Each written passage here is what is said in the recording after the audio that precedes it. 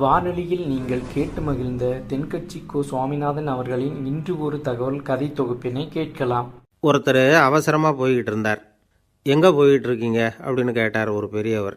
கடைக்கு போகிறேன் சார், சாமான் வாங்கிறதுக்கு அப்படின்னார்.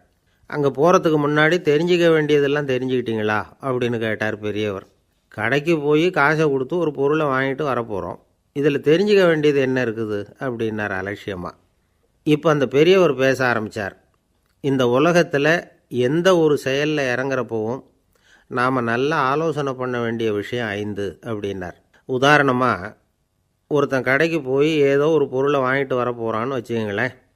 அப்போ கூட அவன் 5 விஷயங்களை பற்றி தெரிஞ்சுக்க வேண்டியிருக்குது அப்படிங்கிறார் அவர். முதல்ல அந்த பொருள் எப்படிப்பட்டது அப்படிங்கிறத தெரிஞ்சுக்கணும்.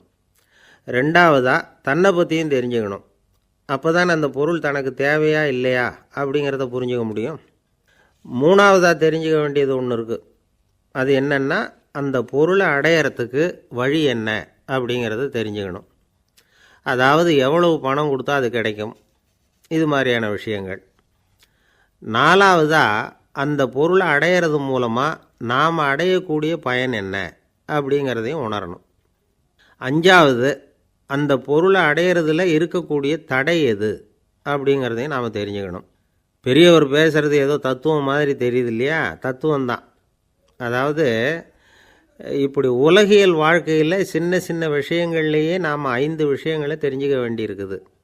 அது ரொம்ப அவசியமாக இருக்குது. பேரின்ப நிலைன்னு சொல்கிறாங்கள்ல, அது மாதிரி பெரிய சமாச்சாரங்கள்லேயும் இந்த 5 விஷயங்களை நாம் தெரிஞ்சுக்க வேண்டியிருக்குது. அதுக்கு பேர் என்னன்னா அர்த்த பஞ்சகம். வைணவ சமயத்தில் அர்த்த பஞ்சகம்ங்கிறது ரொம்ப பெரிய விஷயம். கடைக்கு போகிறது மாதிரி கடவுளை பார்க்க போகிறப்பவும் நாம் 5 விஷயங்களை தெரிஞ்சுக்கணுமா. முதல்ல பரம்பொருள் அப்படிங்கிறது என்ன, அதோட தன்மைகள் என்ன, இதை தெரிஞ்சுக்கணும். இதுக்கு பேர் என்னென்னா பரமாத்ம ஸ்வரூபம் அப்படின்னு பேர். ரெண்டாவது, நாம் யார், நம்மோட தன்மை என்ன அப்படிங்கிறத தெரிஞ்சுக்கணும். நான் யாருன்னு எனக்கே தெரியலங்கிறப்போ இதை நான் சொல்கிறேன்னு இது என்னுடையதுன்னு சொல்கிறது தப்பு தானே.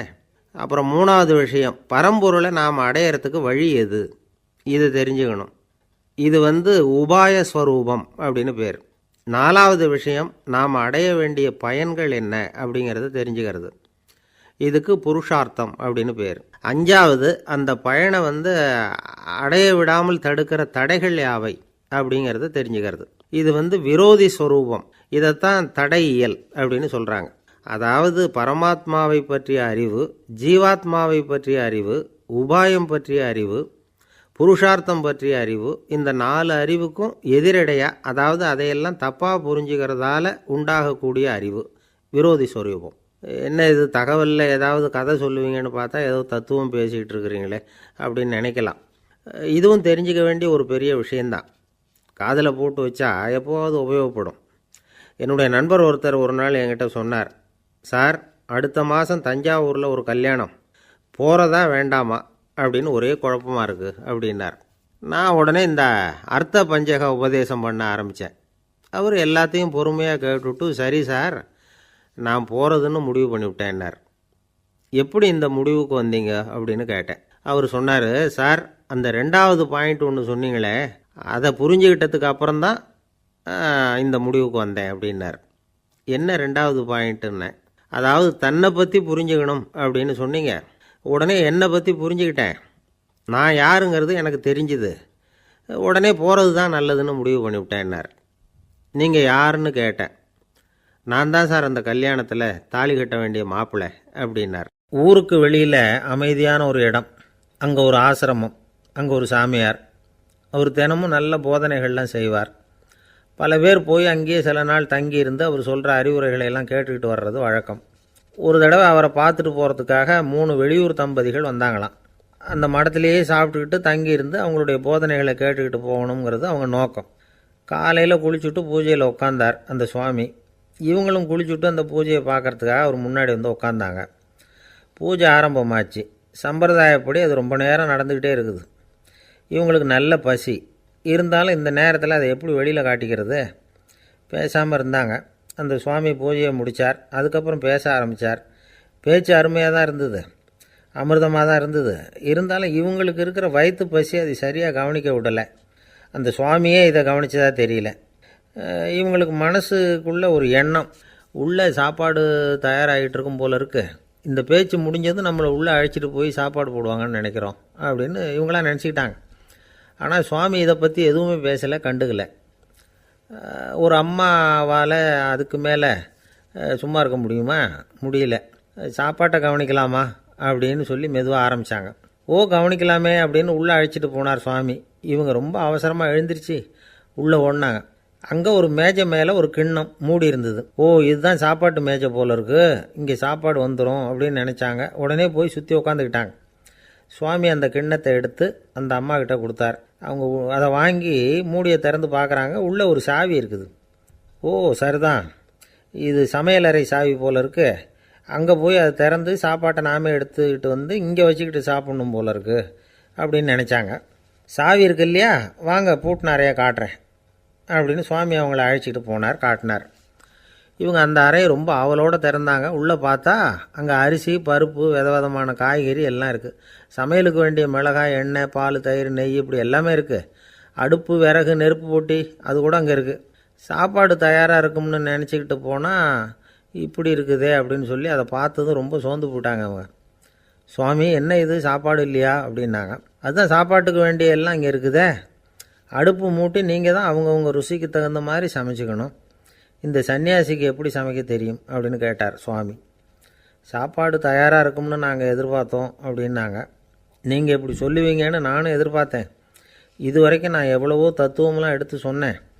எல்லாத்தையும் விட இதுதான் அனுபவபூர்வமான தத்துவம். ஆண்டவன் நமக்கு நல்ல மனசை கொடுத்துருக்குறான், நல்ல வாய்ப்புகளையும் தந்திருக்கிறான், அதையெல்லாம் பயன்படுத்திக்கக்கூடிய மூளையையும் சிந்தனையையும் கொடுத்துருக்குறான். அதனால் அடுப்பை தான் நீங்கள் மூட்டணும், அடுப்பை நீங்கள் தான் மூட்டணும், உங்களுக்கு உகந்ததை நீங்கள் தான் சமைச்சு ருசித்து அனுபவிக்கணும். ஆண்டவனே அதை செஞ்சுக்கிட்டு இருக்க மாட்டான் அப்படின்னாராம் அந்த சுவாமி. நம்முடைய வாழ்க்கையில் பல நல்ல பலன்களை பெறுறதுக்கு நாம் தான் முயற்சி பண்ணணும். அதுக்குரிய சூழ்நிலையை தான் ஆண்டவன் கொடுப்பானே தவிர அதை விளக்கிறதுக்காக தான் அந்த சுவாமி அப்படி செஞ்சு காட்டியிருக்கிறார். இது ஒரு பெரியவர் இப்படி ஒரு விளக்கம் கொடுத்தார். அதுக்கப்புறம் அந்த 3 தம்பதிகளும் தெளிவடைஞ்சுட்டாங்களாம். நாம் தெளிவடைகிறது எப்போங்கிறது தான் தெரியல அப்படின்னு பல பேர் இதை கேட்டுட்டு சொல்லிகிட்டு இருக்கிறாங்க. இந்த கதையை நம்முடைய நண்பர் ஒருத்தர்கிட்ட சொன்னேன்.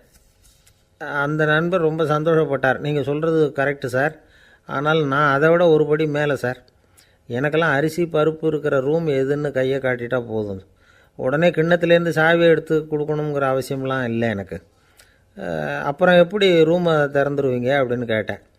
பூட்டை உடச்சி திறந்துருவேன், அதுதான் எனக்கு பழக்கம் அப்படிங்கிறார். ஒரு நண்பர் இருக்கார், எப்போ பார்த்தாலும் கையில் ஒரு புத்தகம் இருக்கும், புத்தகம் இல்லாமல் எங்கேயும் புறப்பட மாட்டார். எதுக்காக இப்படி எடுத்துகிட்டு போகிறீங்க அப்படின்னு கேட்டால், எனக்கு இது ஒரு நல்ல நண்பன் மாதிரி, இந்த காலத்தில் எங்கே போனாலும் காத்திருக்க வேண்டியிருக்கு, அது மாதிரி சமயத்தில் நான் நண்பன் கூட பேசிக்கிட்டு இருப்பேன் அப்படிம்பாரான். ஒருத்தர் ஒரு பெரிய அரச பதவியில் இருந்தார். அவர் பதவியிலேருந்து இறங்க வேண்டிய சூழ்நிலை. அரசு கொடுத்துருந்த வீட்டை விட்டுட்டு வெளியில் வர்றார். வரும்பொழுது 2 கையிலையும் 2 பெட்டியை எடுத்துகிட்டு வந்தாராம். சார், உங்களுடைய உடைமைகள் அப்படின்னு கேட்குறாங்க அங்கே இருந்த ஊழியர்கள். இவர் தன்னுடைய கையில் இருக்கிற பெட்டியை காட்டி, இதுதான் என்னுடைய சொத்து அப்படின்னாராம். ஒரு பெட்டியில் அவருடைய உடைகள், இன்னொரு பெட்டியில் அவர் விரும்பி படிக்கிற புத்தகங்கள், அவ்வளவுதான். இதுதான் இருந்துதான். புத்தகம் படிக்கிறது மனசுக்கு நல்லதுங்கிறது நமக்கு தெரியும். புத்தக வாசிப்பு உடம்புக்கும் நல்லதுங்கிறாங்க. அது நமக்கு ஆச்சரியமாக தான் இருக்குது. ஒரு நபர் ஒரு வருஷத்தில் சராசரியாக 2000 பக்கங்களை படிச்சிருக்கணுமா, யுனெஸ்கோ பரிந்துரை. ஆனால் நம்ம நாட்டில் நாம் சராசரியாக படிக்கிறது 32 பக்கங்கள், அவ்வளவுதான்.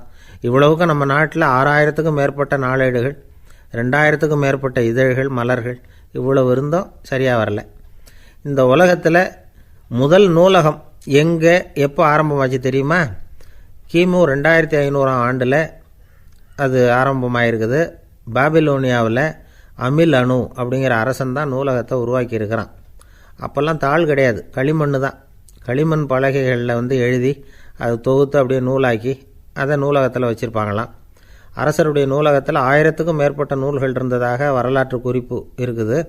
அது மட்டும் இல்லை, அந்த நூலகத்தில் பொருள் வாரியாக, அதாவது சப்ஜெக்ட் வாரியாக புத்தகங்களை வகைப்படுத்தி வச்சுருந்தாங்களாம். அதில் மிச்சம் இருந்த ஒரு 25 களிமண் பலகை புத்தகங்கள் இன்றைக்கும் பிரிட்டிஷ் அருங்காட்சியகத்தில் இருக்குதான். அச்சு தாள் இதெல்லாம் ஏற்பட்டதுக்கப்புறம் அமைக்கப்பட்டது தான் பிரான்சில் இருக்கக்கூடிய பாரிஸ் நூலகம். 1480 பிரெஞ்சு மன்னர் 11ஆம் லூயி இந்த நூலகத்தை அமைச்சாராம். ஆனால் அப்போல்லாம் அரசர்கள் மட்டும்தான் நூலகத்தை பயன்படுத்த முடியுமா. அதுக்கப்புறம் 17ஆம் நூற்றாண்டில் இந்த முறை மாறி பொதுமக்கள் அங்கே போகலாம், படிக்கலாம் அப்படிங்கிற நிலைமை வந்து தான் போட்லியன் நூலகம் அப்படின்னு அதுக்கு பேர் பாரிஸ் நகரத்தில் இருக்குது. அங்கே தான் நூல்களின் பட்டியல் தயாரிப்பு பணி ஆரம்பமாச்சு. கல்வி வளர்ச்சியையும் நூலகத்தையும் இணைச்சவர் வந்து நெப்போலியன் போனபார்ட். முன்பணம் செலுத்தி புத்தகத்தை படிக்கிற முறையையும் அவர் தான் கொண்டுகிட்டு வந்தாராம். மக்கள்கிட்ட வசூலிக்கிற வரியின் ஒரு பகுதியை நூலகத்துக்கு பயன்படுத்தினவரும் அவர் தானா. நெப்போலியன் நூலகத்தில் உலகத்தில் உள்ள எல்லா மொழி நூல்களும் இருக்குதான். அங்கே ஒரு தமிழ் நூலும் இருந்திருக்குது. அது என்னென்னா கம்பராமாயணம். சோவியத் யூனியனுக்கு படையெடுத்து போனப்போ அங்கேருந்து லட்சக்கணக்கான புத்தகங்களை இந்த பனிச்சறுக்கு வாகனங்கள் இருக்குல்ல அதில் கொண்டுகிட்டு வந்ததாக வரலாறு. அடுத்தபடியாக குறிப்பிட்டு சொல்லத்தக்க நூலகம் எதுன்னா பிரிட்டிஷ் நூலகம். மிக பழைய கையெழுத்து பிரதியெல்லாம் கூட அங்கே இருக்குது. 1753 ஆரம்பமாச்சு. அதில் உள்ள நூல்களை வந்து வரிசையாக அடுக்கினா 180 கிலோமீட்டர் நீளத்துக்கு வருமா. மிகப்பெரிய நூலகம் அமெரிக்க தலைநகர் வாஷிங்டனில் இருக்குதான். இந்தியாவை பொறுத்த வரைக்கும் பெரிய பழைய நூலகம் எதுன்னா கல்கத்தா நூலகம். எல்லா இந்திய மொழி நூல்களும் இங்கே உண்டு. மகாகவி பாரதியார் நடத்தின இந்தியாங்கிற இதழின் எல்லா பிரதிகளும் அங்கே பாதுகாப்பாக இருக்குது. படிக்கும் பழக்கம் வந்து இங்கே வளர வேண்டியிருக்குது. ஒருத்தர்கிட்ட ஒரு புஸ்தகத்தை கொடுத்து விமர்சனம் எழுத சொல்லியிருந்தாங்க. கொஞ்ச நாள் கழித்து அவரை போய் பார்த்து என்னங்க புஸ்தகத்தை படித்து பார்த்தீங்களா அப்படின்னு கேட்டாங்களாம். இதுக்கு அவர் சொல்லியிருக்கிறார், இன்னும் நான் படித்து பார்க்கலிங்க, இப்போ தானே விமர்சனமே எழுதி முடிச்சிருக்கிறேன், இனிமே தான் படிக்கணும் அப்படின்னாராம். ஒரு வயசான அம்மா தெரு வழியாக போயிட்டு இருந்தாங்க. அவங்க கையில் என்னத்தையோ வச்சுக்கிட்டு அதை அடிக்கடி பார்த்துக்கிட்டே இருந்தாங்க. ஒருத்தன் மெதுவாக அவங்கக்கிட்ட போய் கையில் இருக்கிறது என்ன அப்படின்னு எட்டி பார்த்தா அவங்க கையில் 4 பல் இருந்துதான். இவன் ஆச்சரியமாக அந்த அம்மாவை பார்த்தான். ஏம்மா உனக்கு என்ன பைத்தியமா, ஏது இந்த பல், இதை என்னத்துக்காக கையில் வச்சுக்கிட்டு அலைஞ்சிக்கிட்டு இருக்கிற அப்படின்னு கேட்டிருக்கான்.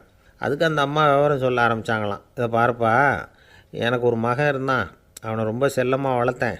அவனை தரையிலே நடக்க விடுறதில்ல, எப்பவும் தூக்கி வச்சுக்கிட்டு இருப்பேன். அவன் நல்லா பெரியவனாகி பள்ளிக்கூடம் போகிறப்ப கூட அவன் புஸ்தக மூட்டையை நான் தான் சுமந்துக்கிட்டு போவேன். பார்க்குறவங்க கூட கேலி பண்ணுவாங்க, ஏம்மா படிக்க போகிறது நீயா உன் பிள்ளையான்னு கேட்பாங்க. அவன் இன்றைக்கி எவ்வளோ பெரிய மனுஷன் ஆகிட்டான், வெளிநாட்டில் பெரிய உத்தியோகத்தில் இருக்கான். சமீபத்தில் இங்கே வந்துட்டு போனான். ஒரு நாள் ஏதோ கோபத்தில் என்ன அரைஞ்சுட்டான். அப்போ இந்த 4 பல்லும் கீழே விழுந்துட்டுது. இன்னமும் கூட விழுந்திருக்கும், ஆனால் பல்லு தான் இல்லை. என் புள்ள அரைஞ்சதுனால விழுந்த பல்லு இல்லையா அது, அதனால் இதை எப்பவும் என் கையிலேயே வச்சுக்கிட்டு ஆசையோடு பார்த்துக்கிட்டு இருக்கிறேன். அவன் தான் வெளிநாட்டுக்கு போட்டான், அவனை பார்க்க முடியாத ஏக்கத்தை நான் இந்த பல்லை பார்த்து போக்கிக்கிறேன் அப்படின்னு நாங்களாம் அந்த அம்மா. இந்த கதை எதுக்காகன்னா தாய் அன்பு அப்படிங்கிறது எப்படிப்பட்டதுங்கிறத புரிஞ்சுக்கிறதுக்காக. கல்யாணம் ஆனதுக்கப்புறம் தாயை மறந்து விட்றவங்க எத்தனை பேர் இந்த உலகத்தில், அவங்க காதில் வேணுங்கிறதுக்காக தான் இந்த தகவல். ஆனால் ஒரு விஷயம் மட்டும் நல்லா புரிஞ்சுக்கணும், தாயை மதிக்க தெரிஞ்சவங்க தான் இன்றைக்கி வந்து வாழ்க்கையில் எல்லா விதத்துலேயும் முன்னுக்கு வந்திருக்கிறாங்க. வேணும்னா விசாரித்து பார்த்துக்குங்க. இன்னொரு அம்மா இருந்தாங்க. அவங்க தினமும் ஒரு கோயிலுக்கு வருவாங்க. சாமியை பார்த்து, கடவுளே நான் இறந்து போனால் நரகத்துக்கு போகணும் அப்படின்னு வேண்டிக்குவாங்களாம். எல்லோரும் சொர்க்கத்துக்கு போகணும்னு தானே கடவுள்கிட்ட வேண்டிக்குவாங்க. இந்த அம்மா தினம் வந்து நான் நரகத்துக்கு போகணும் அப்படின்னு வேண்டிக்கிறாங்க. அங்கேருந்து அர்ச்சகருக்கு இது சந்தேகம். ஒரு நாள் அதை நேரடியாகவே அவங்கக்கிட்ட கேட்டுவிட்டார். அதுக்கு அந்த அம்மா பதில் சொன்னாங்களாம், ஐயா எனக்கு கல்யாணம் ஆகி ரொம்ப நாள் வரைக்கும் குழந்தை பாக்கியம் இல்லாமல் இருந்தது. கோயில் குளம் எல்லாம் சுற்றி வந்தேன். ரொம்ப நாள் கழித்து ஒரு குழந்தை பிறந்தது, ஆண் குழந்தை. அவனை நான் ரொம்ப செல்லம் கொடுத்து வளர்த்தேன். அதோட விளைவு என்ன ஆச்சுன்னா அவன் ரொம்ப மோசமாக ஆகிட்டான். கெட்ட பழக்க வழக்கம்லாம் கற்றுக்கிட்டான். அவன் இறந்து போனால் நிச்சயம் அவனுக்கு நரகம்தான் கிடைக்கும். அந்த அளவுக்கு கெட்டவன் அவன். அப்படிப்பட்ட காரியங்கள்லாம் பண்ணிகிட்ருக்கான், எனக்கு தெரியும். இவனுக்காக நரகத்தில் கூட யாரும் தயவு காட்ட மாட்டாங்க, தாட்சண்யம் காட்ட மாட்டாங்க. அதனால் இவனுக்கு முந்தி நான் இறந்து நரகத்துக்கு போயிட்டா அங்கே இவனை கவனிச்சிக்கலாமே, இவனுக்கு பணிவிடை செய்யலாமேன்னு பார்க்குறேன் அப்படின்னு நாங்களாம். அதனால தான் நான் நரகத்துக்கு போகணும்னு தினம் ஆண்டவனை வேண்டிகிட்டு இருக்கிறேன் அப்படின்னு கண்கலங்கி அந்த அம்மா சொன்னாங்களாம். அதுதான் தாய் உள்ளம்ங்கிறது. தாயின் பெருமையை வந்து சரியாக உணர்ந்துட்டா அவங்களுக்கு எப்பவும் எந்த கஷ்டமும் வராது. இது ஏதோ உபதேசத்துக்காக சொல்கிற வார்த்தை இல்லை, உண்மையான வார்த்தை. இந்த விவரத்தையெல்லாம் நண்பர் ஒருத்தர்கிட்ட சொல்லிக்கிட்டு இருந்தேன். அவர் கொஞ்ச நாள் கழித்து என்னை தேடி வந்தார். அவர் கையிலேயும் 4 பல் வச்சுருந்தார். என்னங்க ஆச்சு, ஏதுங்க இந்த பல் அப்படின்னு விசாரித்தோம். உங்கள் உபதேசத்தை கேட்டுவிட்டு இந்த உலகத்தில் எல்லாரையும் தாயாக நினைக்க ஆரம்பிச்சிட்டேன். ஒரு அம்மாவை கடத்தரில் பார்த்து தாயேன்னு கூப்பிட்டேன். அவங்க உடனே பலார்னு என்னை அரைஞ்சிட்டாங்க, பல் விழுந்துட்டுது. அதை தான் பொறுக்கி எடுத்துக்கிட்டு நேராக உங்களை தேடி வந்துக்கிட்டு இருக்கிறேன்னார். தாயேன்னு தானே கூப்பிட்டீங்க, அதுக்கு ஏன் அரைஞ்சாங்க அப்படின்னு கேட்டோம். நான் தாயேன்னு கூப்பிட்டது அவங்க காதில் நாயேன்னு விழுந்துட்டு தான், அதுதான் இப்படி ஆயிட்டுது அப்படின்னார். இயேசுநாதர்கிட்ட ஒருத்தர் வந்து கேட்டாராம், இயேசுவே என்னை எவ்வளவு நேசிக்கிறீர்கள் அப்படின்னு. அவர் தன்னுடைய 2 கைகளையும் அகல விரித்து இவ்வளவு என்று சொல்லி சிலுவையில் உயிர் நீத்தார் அப்படின்னு சொல்லுவாங்க. அதாவது அந்த நேசிப்புக்கு எல்லை கிடையாது, அதே போல் மன்னிப்புக்கும் எல்லை கிடையாது. இது இயேசுநாதர் சொல்லி கொடுத்த ஒரு பாடம். இயேசுனுடைய சீடர்களில் ஒருத்தன் பீட்டர், அவன் ஒரு நாள் இயேசுநாதர்கிட்ட கேட்டிருக்கான், இயேசுவே நான் வந்து என்னுடைய தம்பிக்கிட்ட அடிக்கடி சண்டை போட்டுக்கிட்டு இருக்கிறேன், என்னுடைய சகோதரன் கூட, அவனை நான் எத்தனை தடவை மன்னிக்கிறது? ஏற்கனவே 7 தடவை அவனை மன்னிச்சுட்டேன் அப்படின்னு சொல்லியிருக்கிறான். அப்போது இயேசு சொன்னாராம், மன்னிக்கிறதுக்கு எத்தனை தடவைங்கிற கணக்கெல்லாம் கிடையாது. எத்தனை தடவை உன்னுடைய சகோதரன் உன்னை கோபப்படுத்துகிறானோ அத்தனை தடவை நீ மன்னிக்கிறதுக்கும் தயாராக இருக்கணும், அதுதான் அப்படின்னு சொன்னாராம். அப்போ இவனுக்கு ஒன்றும் புரியல, இது என்ன அவன் தப்பு பண்ணிக்கிட்டே இருப்பான், நாம் மன்னிச்சுக்கிட்டே இருக்கிறதா அப்படிங்கிறது மாதிரி குழப்பமாக இருந்திருக்கிறான். அப்போது இயேசுநாதர் தன்னுடைய சீடன் பீட்டர்கிட்ட ஒரு கதை சொன்னாராம். அந்த கதை இன்றைக்கு நாம் வந்து எல்லாரும் சிந்தித்து பார்க்க வேண்டிய ஒரு கதை. அதாவது மன்னிப்பை விரும்புகிறவர்கள் மன்னிக்கவும் தயாராக இருக்க வேண்டும் அப்படிங்கிறது தான் அந்த கதையினுடைய தத்துவம். அந்த இயேசுநாதர் சொன்ன கதை என்னென்னா, ஒரு மன்னர் இருந்தார். அவர் ஒரு நாள் அரண்மனையில் உட்காந்து கணக்கு வழக்குகள்லாம் பார்த்துக்கிட்டு இருந்தார்.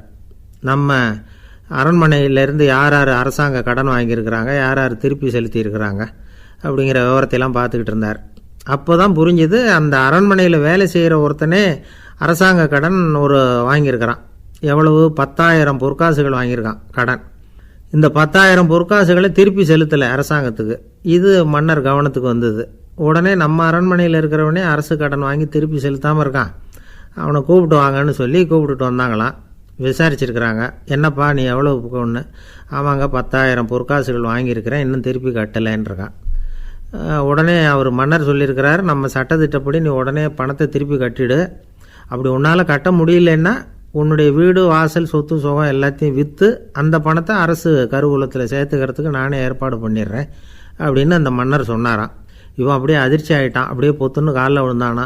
மன்னா என்னை மன்னிச்சுங்க, என்னால் முடியல, எனக்கு மன்னிப்பு கொடுங்க அப்படின்ட்டுருக்கான். உடனே அவர் எழுந்திரிச்சு, சரி நீ மன்னிப்பு கேட்டுவிட்ட, அதனால் உன்னை மன்னிக்கிறேன், நீ பணம் கட்ட வேண்டாம் அப்படின்னு சொல்லி அந்த மன்னர் அவனை விட்டுட்டாராம். பணத்தையும் தள்ளுபடி போட்டார், நீ திருப்பி கட்ட வேண்டான்னு. இவனுக்கு ரொம்ப மகிழ்ச்சி, அதனால் ரொம்ப உல்லாசமாக வந்துக்கிட்டு இருக்கிறான். தெருவில் வந்துக்கிட்டு இருக்கிறப்ப இவங்கிட்ட கடன் வாங்கின ஒருத்தன் எதுக்கு வந்துக்கிட்டு இருக்கான். அவன் இவங்கிட்ட ஒரு 100 பொற்காசுகள் கடன் வாங்கியிருக்கான். அவன் வந்தான், இவன் போய் அவன் சாட்டையாக பிடிச்சிக்கிட்டான், நீ எப்படா என் கடனை திருப்பி கொடுக்க போகிறேன்னு. அவன் இப்போ முடியல, கொஞ்சம் பொறுத்துக்கா, அப்புறம் தரேன் இருக்கான். அதெல்லாம் முடியாது, நீ கொடுத்து தான் ஆகணும் அப்படின்னு இவன் புடிவமாக சொல்கிறான். இப்போ நிலைமையை பாருங்கள், இவன் ஏற்கனவே 10,000 பொற்காசுகள் அரசாங்கத்தில் கடன் வாங்கினா அதுக்கு மன்னிச்சு விட்டுட்டார் இவனை. ஆனால் இவன் இன்னொருத்தனை மன்னிக்கிறதுக்கு தயாராக இல்லை. இவங்கிட்ட கடன் வாங்கின இன்னொருத்தன் 10 பொற்காசுகள், அவனை மன்னிக்க தயாராக இல்லை. அவனை கொண்டு போய் நீதிமன்றத்தில் கொண்டு போய் நிறுத்தி தண்டனை வாங்கி கொடுத்துட்டான். நீதிபதி என்ன சொன்னார், அந்த இவன் வாங்கின பொற்காசுகளை திருப்பி கட்டுற வரைக்கும் ஜெயிலில் இருக்கணுங்கிறது தீர்ப்பு. ஆனால் உடனே அரசர் காதில் வந்து விழுந்தது. சொல்லிட்டாங்க, உங்ககிட்ட மன்னிப்பு வாங்கிட்டு போனானே ஒருத்தன், அவன் இன்னொருத்தனை மன்னிக்கிறதுக்கு தயாராக இல்லை, அவனை கொண்டு போய் ஜெயிலில் அடைச்சிட்டான் அப்படின்னு. உடனே மன்னர் பார்த்தார், இவனை மறுபடியும் கூப்பிட்டு வர சொன்னார். தபாரப்பா, நான் உன்னை மன்னிச்சு விட்டேன், ஆனால் நீ இன்னொருத்தனை மன்னிக்கிறதுக்கு தயாராக இல்லை, அதனால் என்னுடைய தீர்ப்பையும் மாற்றுறேன், நீயும் அரசு கடன் தீர்ற வரைக்கும் ஜெயிலில் தான் இருக்கணும் அப்படின்னு சொல்லி ஜெயிலுக்கு அனுப்பிச்சிட்டாராம். இப்படி ஒரு கதையை இயேசுநாதர் தன்னுடைய சீடருக்கு சொன்னதாக ஒரு வரலாறு. அது என்ன, அதிலேருந்து நாம் புரிந்து கொள்ள வேண்டியதுன்னா, நாம் மன்னிக்கப்படணும்னு நாம் விரும்புகிறோம்னா நாம் இன்னொருத்தரை மன்னிக்கிறதுக்கு தயாராக இருக்கணும். அதனால் நாம் இன்னொருத்தரை யாரையும் மன்னிக்க மாட்டோம், ஆனால் என்ன இன்னொருத்தர் மன்னிக்கணும் அப்படிங்கிறது மாதிரி செய்யக்கூடாதுன்னு சொல்லுவாங்க. அது மாதிரி நாம் இப்போ இது தப்பாக புரிஞ்சுக்கிறவங்களும் இருக்கிறாங்க. பாவம் மன்னிப்புங்கிறதுலாம் எதுக்குன்னா, அதாவது மறுபடியும் பாவம் செய்யாமல் இருக்கிறதுக்காக தான். அதான் மன்னிக்கிறாரே அப்படிங்கிறதுக்காக மறுபடியும் பாவம் பண்ணிகிட்டு இருக்கிறது இல்லை. அதான் ஒருத்தர் கேட்டாராம், பாவத்திலேருந்து மன்னிப்பு கிடைக்கணும்னா நீ என்ன செய்யணும் அப்படின்னு கேட்டிருக்கார். அதுக்கு அவன் சொல்லியிருக்கிறான், நான் முதல்ல பாவம் செய்யணும், அப்போ தானே மன்னிப்பு கிடைக்கும் அப்படின்னு நானாம். இப்படிப்பட்டவர்கள் தான் இன்றைக்கி உலகத்தில் அதிகமாக இருக்கிறாங்க. அதனால் இந்த மன்னிப்பின் மகத்துவங்கிறது இயேசுநாதர்கிட்டேருந்து தான் நாம் புரிஞ்சுக்கணும். அந்த இயேசு சொன்ன அந்த மன்னிக்கிற மனோபாவம் இருந்தால் இன்றைக்கி உலகம் பூராவும் அமைதி பூங்காவாக இருக்கும். அதில் ஒன்றும் ஆச்சரியமே இல்லை, அதில் ஒன்றும் சந்தேகமும் இல்லை. அதனால் மன்னிக்கிற மனோபாவத்தை நாம் எல்லாரும் நமக்குள்ளே வளர்த்து கொள்ள வேண்டும் அப்படிங்கிறது தான் நாம் இன்றைக்கு எல்லோரும் சிந்தித்து பார்க்க வேண்டிய ஒரு செய்தி. ஒருத்தர் ரொம்பவும் மகிழ்ச்சியாக வந்துக்கிட்டு இருந்தார். என்ன விஷயம்னு விசாரித்தேன். நான் தோற்று போயிட்டேன், அதுதான் மனசுக்கு மகிழ்ச்சியாக இருக்குது அப்படின்னார். எனக்கு இது ரொம்ப ஆச்சரியமாக போச்சு. இந்த உலகத்தில் தோற்று போகிறவங்க யாரும் மகிழ்ச்சியாக இருக்கிறதில்ல. அப்படி இருக்கிறப்ப இவர் இப்படி சொல்கிறாரே, எங்கே தோற்று போனீங்கன்னு கேட்டேன். அதுக்கப்புறம் தான் அவர் விவரமாக சொன்னார். என்னோட 5 வயசு குழந்தையோடு நான் விளையாடிக்கிட்டு இருந்தேன். அந்த விளையாட்டில் என் குழந்தை ஜெயிச்சு விட்டுது, நான் தோற்று போயிட்டேன் அப்படின்னார் ரொம்ப உற்சாகமாக. நான் யோசித்து பார்த்தேன். அதாவது நாம் சின்ன குழந்தையாக இருக்கிறப்போ எந்த விளையாட்டில் கலந்துக்கிட்டாலும் அதில் நாம் தான் ஜெயிக்கணும்னு ஒரு வெறி நமக்குள்ளே இருக்கும். நம்மளை எதிர்த்து விளையாடுறவர் நல்லவரா கெட்டவரா, பெரியவரா சின்னவரா அப்படிங்கிறதெல்லாம் முக்கியம் கிடையாது. அவர் தோற்று போகணும், நாம் ஜெயிக்கணும், அதுதான் முக்கியம். எதிரியை சந்தோஷப்படுத்த விளையாடுகிற கலை அப்போ நமக்கு தெரியறதில்ல. வாழ்க்கையில் ஒரு பக்குவம் வந்ததுக்கு அப்புறம் வெற்றி பெறணுங்கிற மன அழுத்தம் போயிடுது. போட்டியில் ஜெயிக்கணுங்கிறத விட குழந்தையை சந்தோஷப்படுத்தணுங்கிறது முக்கியமாக போச்சு. ஜெயிக்கணுங்கிற வெறி ஓடி போட்டுது. ஒரு குழந்தையாக இருந்தப்போ நம்ம வளர்ச்சிக்கு உதவிய வெறி பெரியவனானதுக்கு பிறகு நமக்கு எதிரியாக மாறுது. அதை சரியான சமயத்தில் நாம் புரிஞ்சுக்கிட்டோம்னா போதும், நாம் பொழைச்சிக்கலாம். ஒவ்வொரு மனுஷனுமே வாழ்க்கையோட அடுத்த கட்ட வளர்ச்சியில் அடி எடுத்து வைக்கிற நேரத்தில் தன்கிட்ட இருந்து ஏதோ ஒரு குணத்தை அல்லது தன் குணம் இருந்த ஏதோ ஒரு உறவை நாம் இழக்கத்தான் வேண்டியிருக்குது. ஒரு கட்டம் வரைக்கும் உதவியாக இருந்த குணம் அடுத்த கட்டத்துக்கு தடையாக கூட மாறிடலாம். இந்த பரிமாண மாற்றத்துக்கு உள்ளாகிற ஒவ்வொருத்தரும் பிரத்யட்சமாக இதை உணர்றாங்க. ஆனால் பல பேர் எப்படின்னா, பழசை திறந்துவிட்டு புதிய கொள்கைகளை உருவாக்கிக்கிறதுக்கு இஷ்டம் இல்லாமல் இருந்துடுறாங்க, அல்லது அப்படி செய்ய முடியாமல் தவிக்கிறாங்க. இதையெல்லாம் மீறி அந்த பழசை திறந்துட்டா அதை இழந்ததால் உண்டாகிற மன அழுத்தம் சில காலத்துக்கு வருத்திக்கிட்டு தான் இருக்கும், வேறு வழி இல்லை. ஆரோக்கியமான ஒரு முன்னேற்றத்துக்காக அந்த மன அழுத்தத்தை தாங்கிக்கத்தான் வேணும் அப்படிங்கிறாரு அந்த உலக புகழ்பெற்ற மேதை ஒருத்தர், இந்த ஸ்காட் பெக் அப்படிங்கிறவர். பிறந்த நாள் முதல் இதுதான் சரி அப்படின்னு கற்பிக்கப்பட்டு வந்த ஒவ்வொரு தத்துவத்தையும் தங்களுடைய வளர்ச்சிக்கு தகுந்த மாதிரி மாற்றி அர்த்தப்படுத்தி கொள்ள முடியாமல் வாழ்க்கை சூழலில் அப்படியே அரைப்பட்டு தூளாகிறவர்கள் தான் ரொம்ப தவிக்கிறாங்களாம். இதுதான் அவருடைய கருத்து. பெரும்பாலும் மனிதர்களுடைய நடுத்தர வயசில், அதாவது 30 தாண்டுகிற சமயத்தில் தான் இந்த தவிப்பு உண்டாகுதான். இதை தான் மேற்கத்திய நாடுகளில் அடிக்கடி மிட் லைஃப் கிரைசிஸ் அப்படின்னு சொல்கிறாங்க. அப்பப்போ பழசையெல்லாம் தொலைச்சி விட்டு புதுசாக பிறக்கிறதுக்கு கற்றுக்கணும். ஒவ்வொரு நிமிஷத்தையும் அந்த நிமிஷத்துக்கு ஏற்ற சித்தாந்தம் கொண்டவர்களாக சந்திப்போம் அப்படிங்கிறார் அந்த உளவியல் நிபுணர். இப்படி பழகிக்கிட்டால் வாழ்க்கை இன்பமயம், இல்லைன்னா தவிப்பு மயம்தான். பழசை தொலைக்க முடியாதவர்களில் எத்தனையோ பேர் உண்டு, எத்தனையோ ரகம் உண்டு. அதில் வேடிக்கையான நண்பர்களும் உண்டு. ஒருத்தர் நண்பர் வீட்டுக்கு போனார். அவர் ஏதோ இனிப்பு பலகாரம் கொடுத்து சாப்பிட சொல்லியிருக்கிறாங்க அவங்க வீட்டில். இவர் சாப்பிட்டு பார்த்துட்டு சொன்னாராம், சார் 6 மாதத்துக்கு முன்னாடி ஒரு தடவை இங்கே வந்தேன், அப்போது ஒரு இனிப்பு பலகாரம் கொடுத்தீங்க, அது இதை விட நல்லா இருந்தது சார் அப்படின்னாராம். அப்போ செஞ்ச அதே இனிப்பு பலகாரம் தான் சார் இதுவும் அப்படின்னாராம் அவர். ஒரு நாள் ஒரு தகப்பனார் தன்னுடைய பிள்ளையை அழைச்சிக்கிட்டு வந்தார். சார், இவன் சரியாக படிக்க மாட்டேங்கிறான், பெரியவங்களை மதிக்க மாட்டேங்கிறான், நீங்கள் கொஞ்ச நாள் இவனுக்கு குருவாக இருந்து நல்ல விஷயங்களை சொல்லி கொடுத்தா தேவையில்லைன்னார். பெரியவங்களையும் மதிக்காதவன் எப்படி என்ன மதிக்க போகிறான் அப்படிங்கிறது நமக்கு யோசனை வரும் இல்லையா? வேணாங்க, என்னை விட்டுருங்க அப்படின்னோம். அவர் விட மாட்டேன்னு விட்டார். இல்லைன்னா அவரே சிஷ்யன் ஆகிடுவார் போல இருந்தது. சரி, வேறு வழி இல்லாமல் அந்த பையனையே என்னுடைய சீடை நான் ஏற்றுக்கிட்டு உபதேசமெல்லாம் பண்ண ஆரம்பித்தோம். அதாவது குரு பக்தின்னா அது எப்படி இருக்கணுங்கிறத பற்றி சொல்லி கொடுத்தோம் அவனுக்கு. சதமகர் அப்படின்னு ஒரு குரு இருந்தார். அவருக்கு ஒரு சீடர். அவன் பேர் துளசி சைதன்யன், நைஷ்டிக பிரம்மச்சாரி. தன்னுடைய குருவுக்கு எந்த நேரத்தில் எது தேவைங்கிறத புரிஞ்சுக்கிட்டு சேவை செய்கிறவன். ஆனால் இவனை பற்றி மற்ற சீடர்களுக்கு பொறாமை வந்துட்டுது. இவன் மட்டும் இப்படி இருக்கானேன்னு உடனே குருக்கிட்ட போய் கோல் மூட்டினாங்க. அவன் சரியில்லை, அவன் நடந்துக்கிறது சரியில்லை, அப்படி இப்படின்னு எதையாவது சொல்லி. இருந்தாலும் இதையெல்லாம் அந்த குரு நம்பலை. அவருக்கு தெரியும் யார் யார் எப்படின்னு. துளசி சைதன்யன் பெருமையை மற்ற சீடர்களுக்கு உணர்த்தணும் அப்படின்னு நினச்சார். அதுக்கு ஒரு வழி பண்ணார். ஒரு நாள் சீடர்களை எல்லாம் கூப்பிட்டுக்கிட்டு ஒரு காட்டு வழியாக போய்கிட்டு இருந்தார். அங்கே ஒரு பெரிய மலை அருவி கொட்டிக்கிட்டு இருந்தது. குரு சீடர்கள் பக்கம் திரும்பினார். இந்த மலையின் மேலே இருந்து அந்த படுபாதாளத்தில் குதிக்கிறதுக்கு உங்களில் யார் தயார் அப்படின்னு கேட்டார். ஒரு சீடனும் ஆய திறக்கலை, ஒதுங்கி நின்றுக்கிட்டாங்க. பின்னாடி மூட்டை முடிச்சோடு வந்துக்கிட்டு இருந்தான் துளசி சைதன்யன். அவனை பார்த்தார். தப்பாருப்பா, நீ மேலே இருந்து அந்த அருவியில் குதி அப்படின்னார். அப்படியே செய்கிறேன் சுவாமின்னா ஓடி போய் பொத்துன்னு குதிச்சுட்டான். அடுத்த கணமே குருநாதர் தன்னுடைய யோக சக்தியால் பறந்து போய் அவன் கீழே விழுந்துடாமல் தாங்கி பிடிச்சி கொண்டுக்கிட்டு வந்துட்டார். மற்ற சீடர்களுக்கெல்லாம் ஒரு மாதிரி ஆயிட்டுது. அடுத்தபடியாக என்ன பண்ணலாம்னு யோசித்தாங்க இவனை மாட்டி விடுறதுக்கு. ஒரு நாள் வெத்தலை அடிக்கிற ஒரு சின்ன உரலையும் உலக்கையையும் எடுத்து ஒளிய வச்சுட்டாங்க. சதமகர் சன்னியாசி இல்லை, அவர் வெத்தலை போடுவார். பல்லு சரியில்லை, அதனால் இடித்து தான் வெத்தலையை போடணும். திடீர்னு வெத்தலை பாக்கு கேட்டார். வழக்கமாக உரலில் இடித்து தர்றது தான் துளசியின் பழக்கம். உரலை தேடினா கிடைக்கல, என்ன பண்ணுறது? குரு கேட்டுவிட்டாரே, குரு சேவை தானே முக்கியம். என்ன பண்ணால் வெத்தலை பாக்க தன்னுடைய வாயில் போட்டு முன்னு அதை எடுத்து அவர்கிட்ட கொடுத்துட்டான். குரு எதையோ படிச்சுக்கிட்டே அதை வாங்கி வாயில் போட்டுக்கிட்டார். துளசி இன்றைக்கி தாம்பூலம் நல்லா இடிக்கப்பட்டிருக்கு, ருசியாக வேறு இருக்குது, அதை இடித்த பாத்திரத்தை என் கண்ணால் பார்க்கணும்னு ஆசையாக இருக்குன்னுட்டார். அதை மட்டும் அனுப்பி போய் நீ வர வேண்டான்னு வேற சொல்லிவிட்டார். இதை கேட்டதும் துளசி தவிச்சு போயிட்டான். இவன் போகாமல் எப்படி வாயை மட்டும் அனுப்பி வைக்க முடியும்? இவன் தவிக்கிறத பார்த்ததும் மற்ற சீடர்களுக்கெல்லாம் மனசுக்குள்ளே ரொம்ப சந்தோஷம். துளசி கொஞ்சமும் யோசிக்கலை. வாழை எடுத்தான், தன்னுடைய தலையவே அப்படியே அறுத்து வெட்டி எடுத்தான். இன்னொரு சீடங்கிட்ட கொடுத்துட்டான், எடுத்துகிட்டு போன்னு சொல்லி. கொண்டுகிட்டு போய் குரு முன்னாடி வைக்கிறாங்க. அந்த தலையில் வாய் திறந்துருக்கு, வெத்தலை போட்டு முன்னு இருந்தது, தெரிஞ்சு போச்சு, சிவப்பாக இருந்தது. அவனுடைய குரு பக்தியை இப்போ எல்லாரும் ஒத்துக்கிட்டாங்க. அதுக்கப்புறம் குரு சதமகர் தன்னுடைய அற்புத திறமையினால் அந்த தலையை மறுபடியும் ஒட்ட வச்சுட்டார்.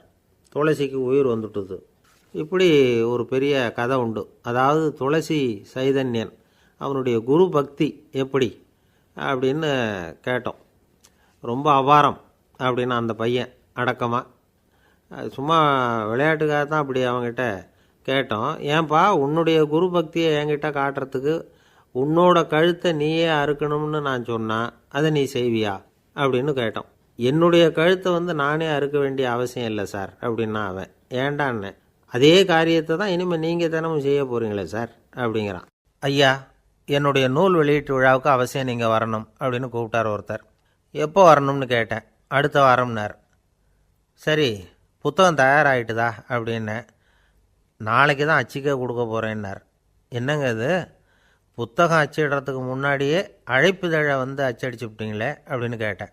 அதனால் என்னங்க, அந்த காலம் மாதிரியா போடலாம், அச்சுக்கலை எவ்வளவோ முன்னேறியாச்சுங்க. Linotype, monotype, phototype, laser, இப்படி என்னென்னமோ வந்தாச்சு. இன்றைக்கி கொடுத்தா நாளைக்கே புத்தகம் தயார் அப்படின்னார். இப்படி இந்த அளவுக்கு முன்னேறி இருக்கிற இந்த அச்சுக்கலை ஆரம்பத்தில் எப்படி இருந்தது தெரியுமா? அந்த காலத்தில் காகிதம்னா என்னென்னே தெரியாது. அப்படி ஒன்று கண்டுபிடிக்கப்படவே இல்லை. அப்போல்லாம் எதையாவது ஒன்று எழுதணும்னா அதுக்கு ஆட்டு தோலை தான் பயன்படுத்தி இருக்கிறாங்க. கண்ணுக்குட்டி தோல் கூட அதுக்கு உபயோகப்பட்டு தான். ஐரோப்பாவில் இருந்த பாதிரியார்கள் தோலில் எழுதப்பட்ட புத்தகத்தை தயாரிக்கிறதுல ரொம்ப கெட்டிக்காரங்களாம். எகிப்து, அப்புறம் மத்திய தரைக்கடல் ஓரத்தில் உள்ள நாடுகள், இங்கெல்லாம் தோல் தான் எழுதுபொருளாக பயன்பட்டு வந்திருக்குது.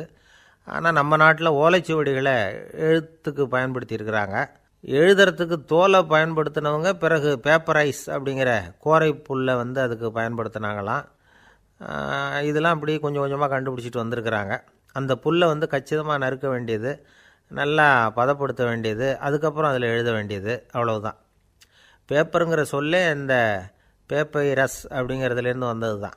அதுக்கப்புறம் தான் காகிதம் வந்தது. இதை முதல்ல சீன நாட்டில் தான் கண்டுபிடிச்சாங்க. அது வந்த பிறகு அச்சு எந்திரம் கண்டுபிடிக்க வேண்டிய அவசியம் ஏற்பட்டது. அதை கண்டுபிடிச்சவர் ஜெர்மானிய அறிவியல் அறிஞர் ஜான் கூட்டன்பர்க். அச்சுக்கலைக்கு அடித்தளம் அமைச்சவர் அவர் தான். ஜெர்மனியில் மெயின்ஸ் அப்படிங்கிற ஊரில் 1399 பிறந்தார். அவரோட மாமன் ஒருத்தர் உலோக வேலையில் வல்லவர். அவர்கிட்ட அந்த வேலையை கற்றுக்கிட்டார். அதோட வைர கற்களை பட்டை தீட்டுறதுலேயும் ரொம்ப தேர்ச்சி பெற்றிருந்தார். இளம் வயசுலேயே சும்மா இருக்க மாட்டாராம். எதை செஞ்சாலும் அதை திறமையாக செய்வாராம். அவர் தான் முதல்ல மர அச்சு எழுத்துக்களை உருவாக்கினார். அது மேலே மை தடவி பிரதிகள் எடுத்தார். அதுக்கப்புறம் உலோக எழுத்துக்கள், முதல்ல காரியம், அப்புறம் இரும்பு, அப்புறம் கலப்பு உலோகம், பிறகு அச்சடிக்கிறதுக்கு எந்திரம் ஒன்றையும் உருவாக்கினார். முதல்ல பைபிள் அச்சடித்தார். 1468 அவர் இறந்து போனார். 16ஆம் நூற்றாண்டில் மேலை நாடுகளிலிருந்து மர எழுத்துக்களை கொண்டுகிட்டு தமிழ்நாட்டில் கிறிஸ்தவ நூல்களை அச்சிட்டாங்க. அப்போல்லாம் அச்சகங்கள் போதிய அளவுக்கு இங்கே இல்லை. அதுக்கு என்ன காரணம்னா, இந்தியர்கள் அச்சகங்களை நடத்தக்கூடாது அப்படின்னு சட்டம். 1835 வரைக்கும் அந்த சட்டம் நடைமுறையில் இருந்தது. இந்த நிலைமையில் அங்கேயும் இங்கேயுமா 1-2 அச்சகங்கள் ஆரம்பமாச்சு. 1713 தரங்கம்பாடியில் லூத்தரன் மிஷன் அச்சகம், அதே ஆண்டில் சென்னையில் SPCK அச்சகம். இது ரெண்டும் தான் இந்தியாவில் முதல்ல தொடங்கப்பட்ட அச்சகங்கள். ஆட்டுத்தோல்லையும் ஓலைச்சுவடியிலையும் எழுதப்பட்ட எழுத்துக்கள் இன்றைக்கி எங்கேயோ போயிட்டுது. ஆனால் நம்ம ஊரில் எழுத்தாளர்கள் நிலைமை தான் ஒன்றும் சொல்லிக்கிறது மாதிரி இல்லை. நம்ம ஆள் ஒருத்தர் சொன்னார், சார், நான் சொந்தத்தில் ஒரு அச்சாபீஸ் வச்சுருந்தேன், இப்போவும் வச்சுருக்கிறேன். அதனால் என்னுடைய படைப்புகளை புத்தகமாக வெளியிடுறதில் எனக்கு ஒன்றும் கஷ்டம் இல்லை. வருஷத்துக்கு ஒரு புத்தகம் எழுதி வெளியிட்டுருவேன்.